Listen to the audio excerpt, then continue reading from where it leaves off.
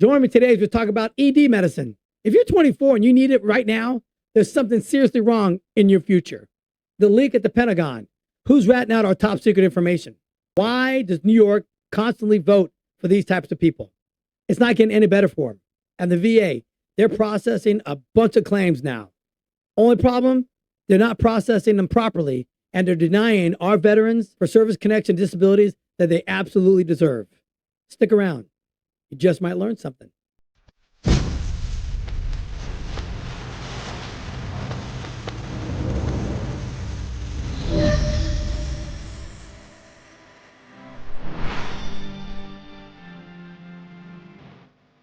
Welcome to the Eric T Conversation.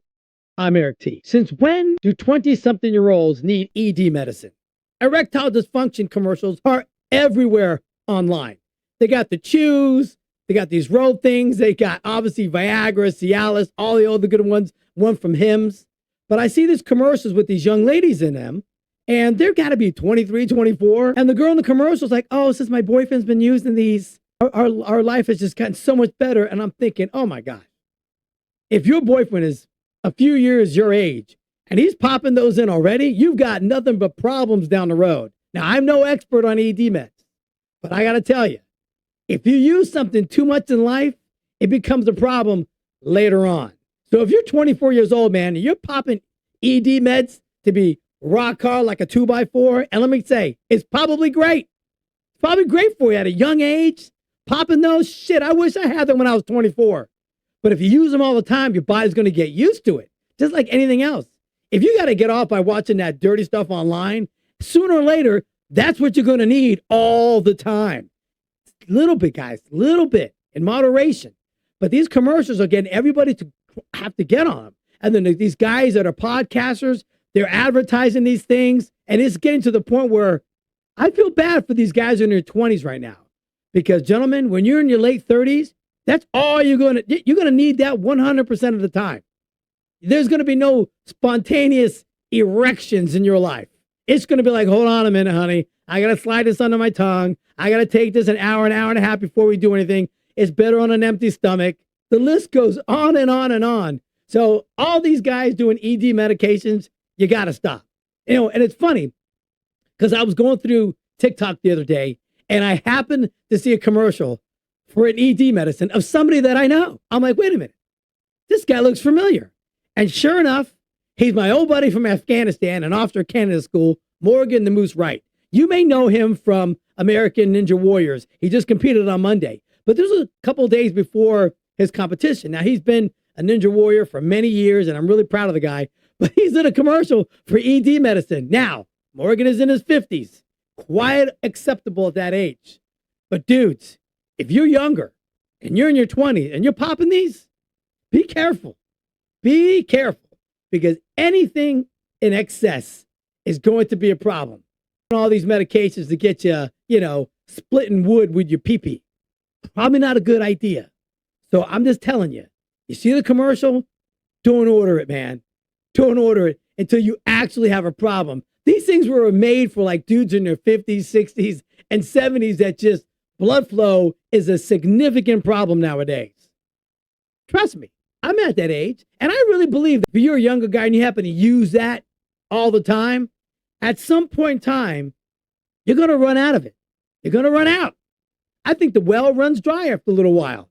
So if you're one of those guys that are just blowing things all over the place, be careful.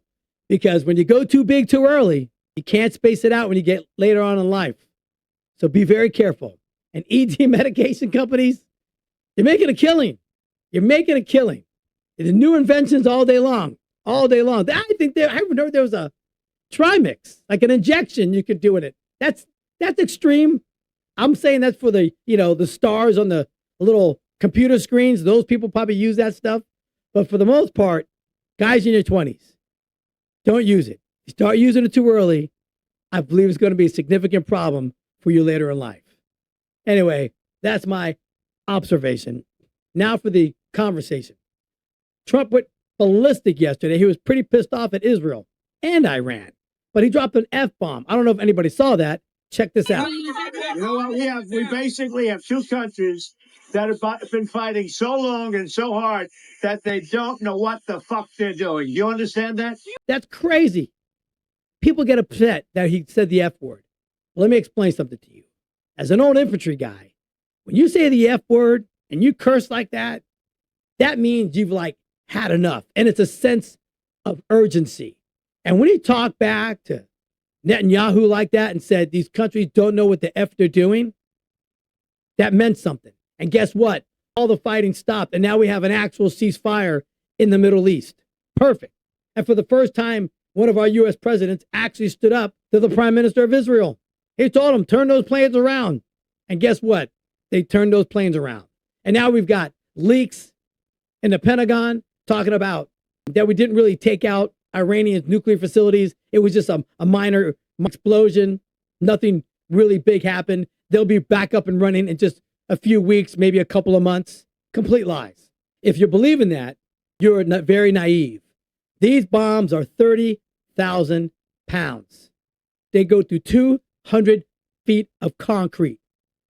They're bunker busters. They were designed for a specific purpose. And then when they drop those in there, after those dropped in there, they dropped other bombs in there as well. It's catastrophic damage. Their nuclear plans and nuclear capabilities have been completely wiped out.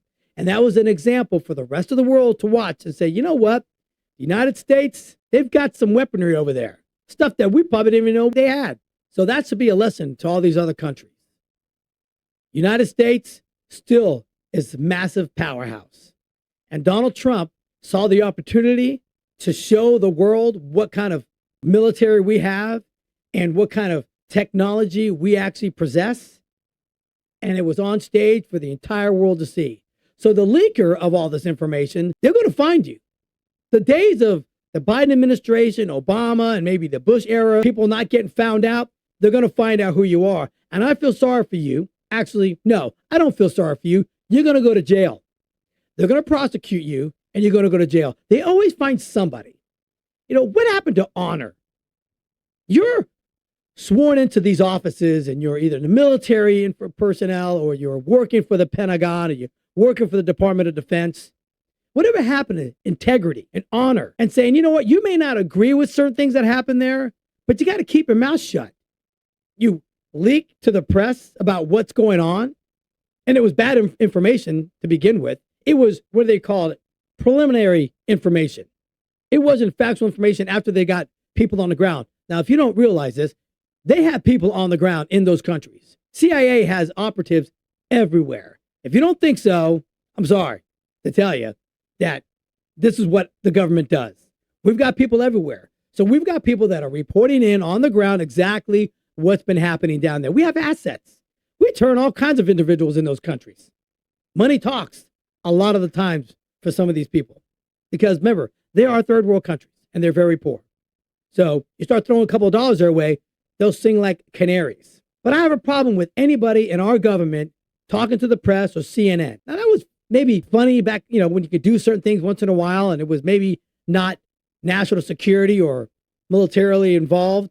But when you're letting other countries know, or news broadcast companies, what we do and information that is intelligence, top secret information, that's a problem.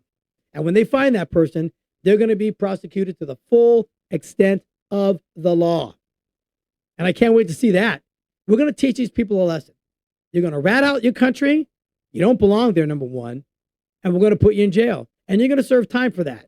Now we got people in the Capitol, leftist organizations, that are protesting the big, beautiful bill. And I don't understand it. These people have no idea what's in this bill. They don't. And it's a work in progress. Senate just came down. They made a bunch of revisions that not a really big fan of. Congress is going to get some revisions. A lot of them are overtime. There were no stipulations on overtime, how much you make with Congress. Senate made some stipulations on the overtime, how much you can make. Tax on tips, the same thing. Senate made some revisions, and they said, there's a certain amount you can deduct off your tips. Congress didn't have any set parameters on how much you can make. So it's going to be back and forth till they get a finalized bill that they all can pass through the House and the Senate. But this is going to be better for everybody. And these organizations are being funneled money in order to do these protests. I don't understand why the Democrats just can't try and get along. They have spent every minute since Donald Trump has gotten into office, and all they have done was talk bad about him, try to impeach him again recently, and just cause more and more chaos, more criticism, more complaints, but they haven't done anything at all to try to work out and get some of their ideas through Congress or the Senate. Nothing. They could have criticized Doge for saving us about $160 billion. You can argue with me all you want on that, but that's what they did. They found a lot of waste, fraud, and abuse, and they earmarked it. And what did we do? They voted on it from the bill from President Trump. They got rid of like $9 billion, USAID, NPR, PBS. They got rid of a lot of these organizations and defunded them because they were just wasting our tax dollars. And that's a good thing. If you really think that your tax dollars should go to left-leaning organizations or to funnel money for a Sesame Street in a foreign country, that's silly. Nobody wants that. But the people that are protesting it don't understand that. They're just kind of paid actors, and they're out there protesting for no reason at all. The bill isn't even finalized yet. And you know what? How do we not know if things are going to be better? You don't know. You're trying to stop progress before it even gets implemented because somebody told you to do it. Somebody in a left organization fears whatever it is they're fearing, says it's going to destroy our economy and whatever else that is. I don't know. I got news for you. Interest rates are through the roof. The housing market is in shambles right now because Joe Biden's administration, the interest rates went through the roof. And Jerome Powell, he's not making a change about it. He's not bringing them down. The whole tariff thing scared everybody half to death, right? What's up with the tariffs now? Tariffs worked. They 100% worked. Every country came to the table. That's negotiated. Those are done deals. But yet the left wanted you to think it was going to be catastrophic destruction for our economy. Now we got the illegals. Now they're not, the farmers don't have anybody to farm their land, or they don't have anybody to work on their factories or their meat packing plants. Guess what? They should have known that already. Those people got to go because we have an influx of people to the tune of about 20 million people in 4 years. I don't think you have any idea the excessive amount of people that is in this country. That is going to disrupt the voting. That is going to take away Medicaid from people who actually need it. That is going to take Social Security dollars for people that actually qualify for it. It hurts the actual American citizens in this country by allowing them to stay here and suck off the teat of the United States. That's why they got to go. And yeah, farmers are going to be upset about it, but you know what? Farmers, you got to pay a little more wages. Yes, I understand. Now goods and services are probably going to go up, but that's what happens. But eventually, after the smoke clears, everything gets leveled off and everybody starts realizing, you know what? It's not so bad. People are producing more. You got to pay people a little bit more wages, but you know what? Maybe they start working a little bit harder. You don't need two people to do one person's job anymore. Maybe one person can do that and make double the money. I've had that with my business. Sometimes I got to pay people a little bit more because you expect more out of them. And it works. I've never had an issue with that. I mean, there are a lot of positive things that are going on in the country. The VA secretary just came out, testified in front of Congress and said that right now they've already processed 2 million VA claims. So that's getting up and ramped and getting more efficient and more proficient. It's processing our veterans' claims a lot quicker. Now, I got a little bit of problem with the VA is that they're turning people down for claims that are absolutely necessary, and they're giving them a poor rating on it because the evaluators that are at the VA aren't doing their job. I have a guy, he's 100% blind in his left eye. He's a retired Air Force pilot, and they rated him with 20/20 vision. That was just 2 months ago they did that. So the VA needs to step it up and start getting people in there that know how to evaluate claims properly. Because you can process 2 million extra claims than they did the year before very easily if you just deny everybody. That's a claim that's processed, right? It doesn't mean you're giving benefits. You're just processing claims. So, hey, VA Secretary Doug Collins, this is for you. Start getting people in there that know how to evaluate our veterans. Because turning somebody down and saying they got 20/20 vision when they are completely blind, their eye was stabbed with a pair of pliers. They have no vision. And you rate them at 20/20 vision, there is something significantly wrong with the VA rating system. So you can process very quickly, but processing doesn't mean giving our veterans their benefits that they deserve. So you got to fix that, VA, and you got to do much better than what you're doing right now. Process claims quickly, but make sure you're processing the right claims for our veterans. And New York City is this close to having a radical person as their mayor. Zohan Mondini is their Democratic candidate. Now, I don't get it. I don't understand why these cities that are in shambles. I mean, they're a far cry from Rudolph Giuliani when he was the mayor of New York City. He took that place from a dump. Times Square was a shithole with peep shows and drug addicts on the street to a respectable city again. And what happened? In just 20 years, it has reversed course and it is becoming a cesspool of violence and corruption, drug addicts, and just a far cry from where it was at its glory in the early 2000s. I don't understand why the left in New York and these larger cities continually vote for individuals that want to defund the police, change the way our society is, go against the federal government. I just don't understand how they get these people in office. I mean, is it possible that there's some nefarious things going on with the elections? I think so. I truly believe so. And this is probably going to get flagged because I said that. I just don't feel and believe that people are voting for this legitimately. A lot of these things get mailed in. A lot of these ballots get turned in certain ways. So there's ways you can manipulate the system. And as a matter of fact, the FBI director, Kash Patel, has just exposed the Sikh country that was absolute credible evidence that they were involved in our 2020 elections. They have proof, actual evidence. Now, I'm not going to get into it on here, but it has a lot to do with these that were submitted to the tune of tens of thousands of IDs that were fraudulently made where people obtained ballots in order to go vote. That's a fact. They've already discovered that, and people are going to start getting prosecuted for it. So this is just the tip of the iceberg with some of this election stuff. Hopefully, you can actually get the facts out there and the public can actually, people can go through the court proceedings and it becomes popular and people start waking up and realizing what has actually happened here in the United States. Because you can't say that on these platforms and you're going to get shut down. They actually have plenty of evidence and proof that things have been happening that way. And to get these weird, odd, hardcore leftists constantly winning the elections, I just don't believe half of the country is that far left. There are some that are on that side, but I have a hard time believing 50% of the country is that hardcore left. I just have a hard time believing that. And the only way I think that's happening is by manipulation.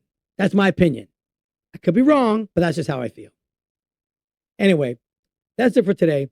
Join me next time for a little chit chat, some observation, and some good old fashioned conversation. Thanks.